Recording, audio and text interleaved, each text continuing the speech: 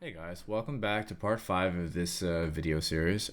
This part is actually pretty important because there's a lot of drastic changes that happen. And before we get into the actual time lapse of this while I talk over it, I just want to point out and explain what these changes are really. After the last painting session in the last videos you saw, I took a step back and I always like to close the file out for a few hours and then open it up later on in the day or at night, or generally the next day.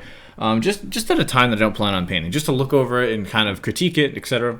And when I was looking over it, I realized that what I had painted through the day prior, being like the shoulder, the skull, the crown, and the skulls, and a little bit of the armor, I didn't really like. Out of all those, I didn't like how polished and refined the skull is. I feel like it took away from a lot of the other areas that are a little more detailed. It was almost fighting them. So I wanted to reestablish some atmosphere, and I didn't want some elements competing over other elements in the image, because at this point in the process I started to notice that they were competing, and it was difficult to really discern what the focal point of the piece was. And I wanted some objects to really prevail, and I wanted others to fall back. So this is me basically going through and reworking the areas that are of utmost importance to me.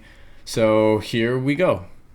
Okay, so I basically decide I'm going to rework through the crown here and the skull. These are the focal points of the piece right now.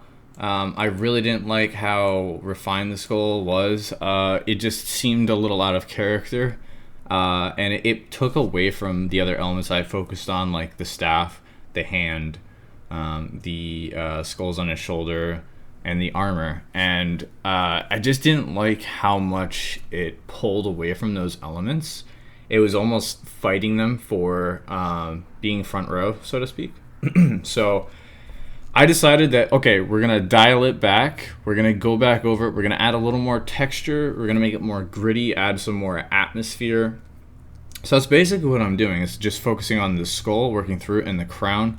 The crown wasn't really in a spot that I enjoyed. I liked where it was, but it didn't make me happy enough to be like, okay, I'm cool with that. I'm just going to leave it to the color stage. So a lot of this is me really reworking through the skull and the crown, along with other aspects, pushing some of the contrast and structure back on the shoulder plate and bringing parts of it forward so it really adds an extra pop to the image. Because again, there was a lot of things combating, almost, in my opinion, combating the viewer's eye. And it's for what I want people to look at versus what it was making me look at, the way I had approached it so far. So that's what basically this whole stage is really, really dialing back some things so other things can shine. And there were some times when I was repainting through the skull and this crown that I was wondering if what I'm doing almost took away from what I had already established. But after really sitting there and fiddling with it and painting a lot of this stuff back in, I was really happy with the overall outcome of pushing that back and making it look more gritty and adding more atmosphere to it, adding a little more substance, and really making the other elements around the skull, the main skull, pop more, because I pushed the skull back a little bit as far as just general detail. So the crown, thankfully, as I was working through this whole section of the skull and the crown again, I actually really started to like the way the crown was. For most of the painting, I've been very uneasy about the situation of the crown and where it sat as far as in the image. For a while I was thinking about painting it out and painting something else in there, but I kind of wanted to fully dedicate to making sure that I was happy with the crown and making sure it was seated in a way that made sense to me and it was appealing. So the crown was another big difficulty, in my opinion, in this painting session, besides just the main skull. And then I wanted to go back through and tweak a lot of the other areas that I haven't necessarily neglected, but I haven't spent as much time on, because I didn't want things, I didn't want to put too much emphasis and depth on some areas and then have them combat other areas. So that was just me flipping between the images, explaining to some people who popped in the chat what I was working on and what I had done, and just seeing the process or the progress that I had made between when I started to when they popped in. And it's just me working through this and just really trying to reestablish some of the structure and the values that were there but needed a little more definition, and then working back through basically back through the areas where I started, just trying to do a full rotation around the piece. So that way, once my eyes get tired of looking at one thing, I move on to the next, and then I rotate back at a later point in time to sort of, it's almost like flipping the canvas. I just don't flip the canvas. You probably should, but I have a tendency of, I just kind of bounce around when I'm like, okay, I've worked on this part enough. I'm going to move on to the next part, and then I'll come back to this in 10, 15, 20 minutes, whatever.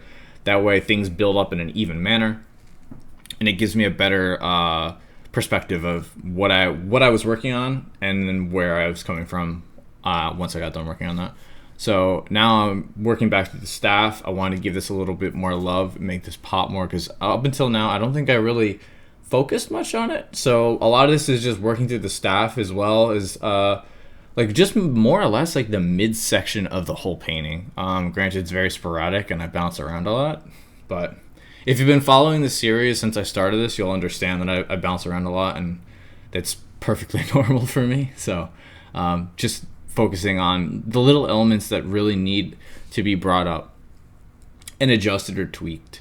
I know I said in the last episode that, or last part, that this stage would be the color stage, but I forgot that this stage was actually the drastic shift in the direction to making me even more excited for the color stage once we get to it. So the next part will be color, and I'm excited to share that with you guys because I really had a fun time experimenting with it. I don't want to divulge too much and whatnot, because obviously it's not in this part, but I am looking forward to sharing that with you guys and just divulging how I approached it. But anyway, so I didn't like the shoulder piece at all. I didn't like the skulls there. I thought it was too cluttered. So I was like, you know what, let's get rid of them. Let's try and paint something else, make it a little more, not realistic, but make it feel like it's a little more grounded. And so I just quickly kind of mushed in what the rest of the belt that I had already established, and then I wanted to try and see if maybe putting like a knife on the belt, like a little additive element to this, would contrast well with what I had already established. And I was kind of uneasy about it. I shouldn't say uneasy, I was unsure. So I blocked it in, and then I started working on putting some chains. So there's chains that are attached to the back of this little skull and his shoulder, and I thought that, okay, I mean, it's attached to something. That would make sense. I mean, skulls just aren't floating there on someone's shoulder. I mean, I guess in a fantasy world, that could be based off some kind of magic or energy. But I was like, okay, we'll do a chain, and we'll attach it to the back of the skull. And I wanted to do like some kind of mounting points, like a bracket or like cord or something. But I really liked how I had already established a lot of the foundation to the skull and the like texturized bone elements of it. And I felt like having some kind of a like rope or something holding it with the chain would be a little intrusive. So I was like, we'll just stick with the chain. And then obviously I did away with the knife on the belt because I felt that was a little intrusive to the rest of the piece, what I had already established. I didn't want extra clutter because I had already gotten rid of the skulls on the shoulder. So I was like, okay, we're just gonna do away with that. We can, and I think later on I go in and I add a little extra design elements to the belt just to give it a little more pizzazz and character. That's once I get enough of this belt, or not belt, sorry, the chain blocked in and brought up to value, and get a little bit of texture formed on it just from the light source. So that way it's not just kind of there. It just looks like it just plopped into the piece. Just working it in. And that's basically the direction of that's the drastic direction change that I took. I'm glad I did, because looking back at the piece now, I learned a ton from this, and just working through this process in general, and like working back through the armor and implementing the chain there, it was very eye-opening to me of being incredibly critical of what seems like it fits the composition and what I've already established, and doesn't take away from the elements that I've really focused on portraying that were important to me, like the staff, the little bit, the diffused lighting on the hand, like how the skull now falls back into the space a bit. There's more lighting and atmosphere on it, which was really important to me because before it looked way too polished, and that just bothered me. It just didn't sit well. It didn't look right. It didn't read well, and that bothered me a lot. And especially considering every piece I'm trying to do, especially every part of each piece, I'm trying to learn specifically something new and take something away from it. And this piece was sort of like a big stepping stone in a lot of aha moments for me, as far as approaching certain things and making sure some elements that were established early on didn't fight elements that are established later on. And this was huge. This whole part was incredibly groundbreaking for me as an artist, especially like working on the armor.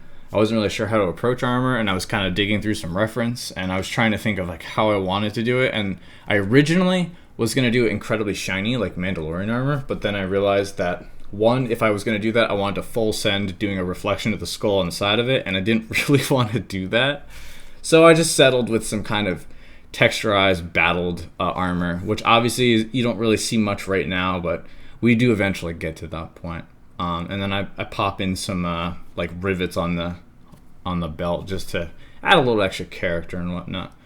But so far, honestly, I really love how this is coming out. It's turned out absolutely amazing, and I'm really glad that I'm able to share this process with you guys, and I'm hoping you enjoy this. I just wanted to, at the end of this session, I wanted to establish a little bit of lighting and background to it. But anyway, I have run out of time. I hope you guys enjoyed this explanation of the process. This was a really important part of the video to me, of this series to me. This is a huge groundbreaking section, and I will see you guys next week for the color part. I'm pretty sure next week will be the color part, so if you enjoy this, please be sure to drop a like, and I look forward to sharing my approach to color and in the next episode. So have a great day, guys. Bye.